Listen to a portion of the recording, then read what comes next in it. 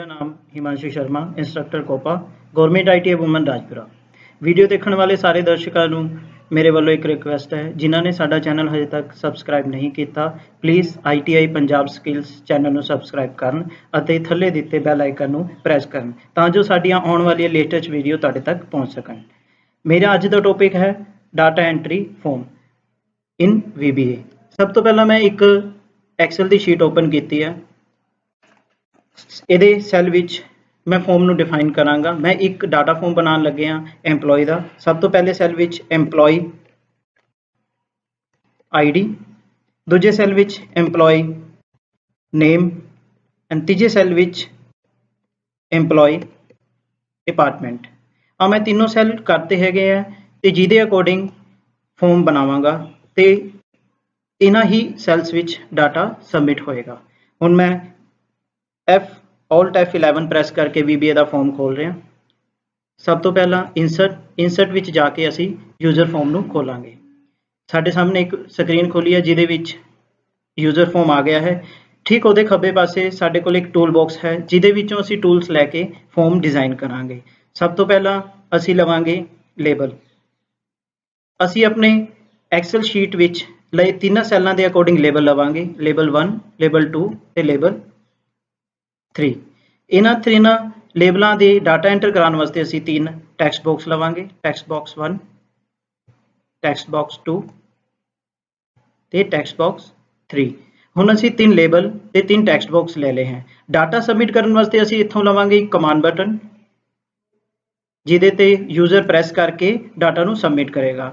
हुण आपां अगे वधदे हैं। सब तो पहला मैं लेबल 1 नूं एडिट करन लगे हैं। लेबल 1 दी कैप्शन विच जाके मैं इहदा नेम चेंज कर रहे हैं, जिद्दां कि असी पहले सैल का नेम रखिया सी एम्पलॉय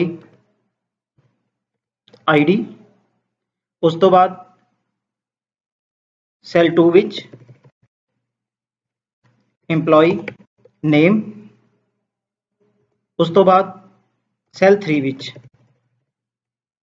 एम्पलॉय डिपार्टमेंट। हुण असी तीनों सैलों के अकॉर्डिंग अपना फॉर्म बना लिया है।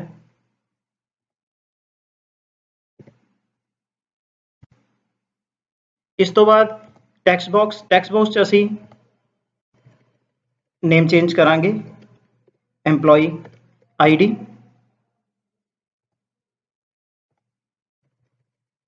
टैक्सट बॉक्स 2 च एम्पलॉय नेम ते तीजे टैक्सट बॉक्स विच एम्पलॉय डिपार्टमेंट। असी इन्हां दे नाम उही रखने जिस नाम तो असी इन्हां नूं फंक्शन वेले कॉल करना है। उस तो बाद हुण असी कमांड बटन के कैप्शन च जावांगे। कमांड बटन की प्रॉपर्टीज च जाके सब तो पहला असी इहदा नेम चेंज करांगे।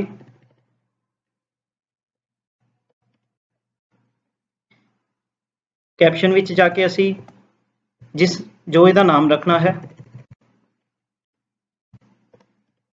असी कोशिश करांगे कि नाम असी उही रखने हैं जेड़े नाम असी ईजीली असेस कर सकीए या फंक्शन विच कॉल कर सकीए। हुण साडा डिज़ाइन व्यू तैयार हो गया है। हुण असी वधांगे कोडिंग वाल। असी जो कोडिंग करनी है सबमिट बटन दे विच करनी है। सबमिट बटन ते राइट क्लिक करके जिद्दां असी प्रॉपर्टी खोली सी उदां ही असी व्यू कोड खोलना है। व्यू कोड विच जाके साडे कोल एक फंक्शन आएगा। इस फंक्शन दे विच असी कोडिंग करनी है। सब तो पहला डिम, उस तो बाद असी वेरीएबल नेम देवांगे। वेरीएबल नेम मैं ले रहा इत्थे ईरो। उस तो बाद किस टाइप का वेरीएबल लेना है असी एज लॉन्ग, ताकि मैक्सिमम लेंथ असी डाटा दी ले सकीए। उस तो बाद असी अगे इनू डिफाइन करांगे ईरो इज इक्वल टू शीट 1। हुण इत्थे असी साडी जिहड़ी शीट 1 है असी ये डिफाइन कीती है थल्ले शीट 1। उस तो बाद सैल नू ब्रैकेट च असी डिफाइन किया है रोज डॉट काउंट। रो काउंट करनी है 1 तो, यानी कि रो 1 तो एक काउंट करना शुरू करेगा। असी अगे बढ़ते हैं। डॉट एंड असी इन्ना पिछे का फंक्शन एंड करके उस तो बाद ऑफसैट इंप्लीमेंट करांगे। ऑफसैट विच 1 किया होया मीनस जब असी डाटा एंटर करांगे, डाटा एंटर करन तो बाद सपोज असी पहले 3 सैलों च डाटा एंटर करता, हुण असी दोबारा नवा डाटा एंटर किया है तो वो की चैक करेगा कि सब तो पहला खाली सैल रो विच किहड़ा है ते वो करसर नूं उत्थे ही प्लेस कर देगा जाके। आपां अगे वधदे हां।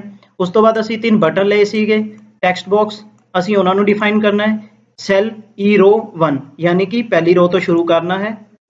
उस तो बाद असीं डिफाइन करता है employ ID dot text. Employ ID dot text साडा किहड़ा सीगा जिहड़ा असीं सब तो पहला टैक्सट बॉक्स लिया सी। एम्प्लॉय आईडी जिहड़ा सैल असीं इत्थे डिफाइन कीता है एम्प्लॉय आईडी विच। उस तो बाद असीं सेम इसी तरीके नाल तिन्ना ही सैल्स नूं टैक्सट बॉक्स नूं डिफाइन करांगे। टैक्सट बॉक्स 2 ते टैक्सट बॉक्स 3 साडे टैक्सट बॉक्स दे नेम असीं चेंज कीते सी। असीं इत्थे कर दिंदे हां text box 2 and text box 3। उस तो बाद इत्थे असीं नेम चेंज करांगे। साडे सैकेंड बॉक्स यानी कि सैकेंड सैल दा नेम की सीगा एम्प्लॉय नेम। इत्थे असीं लिखांगे एम्प्लॉय नेम। एक चीज़ का ध्यान रखना है कि साडे अल्फाबैट मैच करते होण, जे अल्फाबैट मैच नहीं करनगे प्रोग्राम एरर होएगा। उस तो बाद नंबर 3 सैल च असीं की लिखिया सीगा एम्प्लॉय डिपार्टमेंट। असीं सेम इत्थे ही लिखांगे एम्प्लॉय डिपार्टमेंट। ये साडी कोडिंग पूरी हो चुकी है। ठीक है, इस तो बाद असीं इहनूं हुण रन करके देखांगे। रन करन वास्ते सब तो उपर टास्क बार विच आ रहा हैगा रन सबमिशन यूजर फॉर्म। तुसीं शॉर्टकट भी यूज कर सकते हो F5 ते उपर बटन नूं भी क्लिक कर सकते हो। असीं चलदे हां अगे। साडे कोल डिजाइन किया हुआ फॉर्म आ चुके हैं। सब तो पहला असीं कॉलम लिया सी एम्प्लॉय आईडी का, उस तो बाद एम्प्लॉय नेम, उस तो बाद एम्प्लॉय डिपार्टमेंट। हुण मैं तुहाडे सामने डाटा एंटर करदा। एम्प्लॉय आईडी आपां एग्जांपल लेने 1 2 3। उस तो बाद एम्प्लॉय नेम ABC एम्प्लॉय है मेरा। उस तो बाद डिपार्टमेंट किस डिपार्टमेंट विच वो काम करता है। अपन कह सकते हैं टैक्नीकल डिपार्टमेंट विच काम करता है। दैन साडा डाटा इस फिल हो गया है। हुण असीं डाटा अपनी एक्सल शीट च लियाना है। एक्सल शीट लियान वास्ते असीं प्रेस करांगे सबमिट। तुहाडे सामने डाटा आ चुका है। ठीक इसी तरीके नाल असीं दोबारा एक होर डाटा एंटर करके देखते हैं। QWE करके एम्प्लॉय हैगा साडा 1 2 3 ओदी आईडी। QWE साडा एम्प्लॉय हो गया ते ओदा भी डिपार्टमेंट हैगा अकाउंट। Then submit. ठीक इसी तरीके नाल तुसीं अगेन एंड अगेन इस विच डाटा सबमिट कर सकते हो। हुण साडा यूजर फॉर्म बन गया है। आपां इहनूं एक नेम दे दिंदे हां। नेम देण वास्ते असीं सेम वापस जावांगे। असीं अपने फॉर्म ते वापस आ गए हैं। हुण फॉर्म ते क्लिक करांगे। फॉर्म दी प्रॉपर्टीज जाके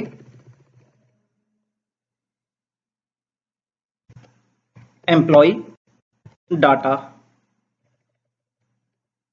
जिन्ना हो सके सौखे नेम देने हैं ताकि असीं किसी भी फंक्शन विच नाम लिखिए एरर ना आवे।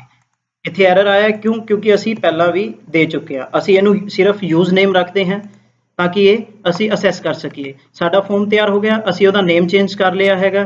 साडे कोल फॉर्म तैयार हो गया है। हुण साडे कोल स्क्रीन आ गई। आपां यूजर नूं असैस किवें कराना है। ये असैस कराउण वास्ते सब तो पहला असीं की करांगे इंसर्ट विच जाके एक कमांड बटन लवांगे।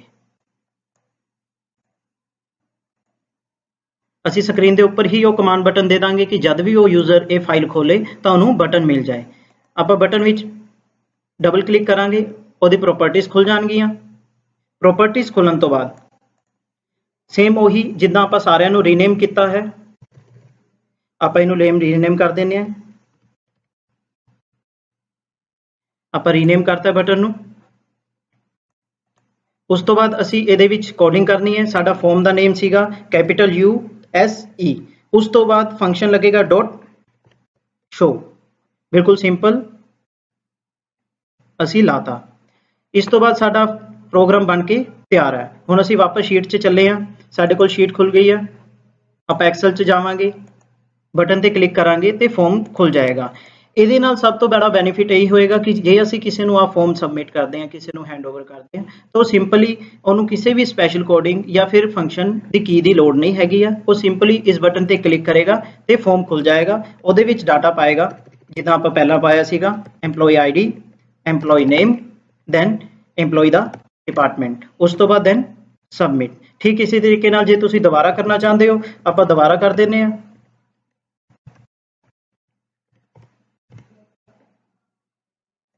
एंड उस तो बाद डाटा सबमिट करता। ठीक इसी तरीके नाल असी होर भी कई बटन्स ला के इस फंक्शन नूं ਵਧਾ ਸਕਦੇ ਹਾਂ, ਇਸ ਫਾਰਮ ਨੂੰ ਵਧਾ ਸਕਦੇ ਹਾਂ। ਲਾਈਕ ਜਿੱਦਾਂ ਆਪਾਂ ਇੱਥੇ 3 ਕਾਲਮਸ ਲਏ ਨੇ, EMPLOYEE ID, ਨੇਮ, ਡਿਪਾਰਟਮੈਂਟ, ਉਸ ਤੋਂ ਬਾਅਦ ਉਹਦਾ ਰੈਂਕ ਲਿਆ ਜਾ ਸਕਦਾ ਹੈ, ਕੈਡਰ ਲਿਆ ਜਾ ਸਕਦਾ। ਮੇਰੀ ਆ ਵੀਡੀਓ ਵਧੀਆ ਲੱਗੀ ਹੈ ਤਾਂ ਪਲੀਜ਼ ਇਸ ਚੈਨਲ ਨੂੰ ਸਬਸਕ੍ਰਾਈਬ ਕਰਨਾ ਨਾ ਭੁੱਲਿਓ, ਤਾਂ ਕਿ ਆਉਣ ਵਾਲੀ ਵੀਡੀਓ ਤੁਹਾਡੇ ਤੱਕ ਆਉਂਦੀਆਂ ਰਹਿਣ। ਧੰਨਵਾਦ।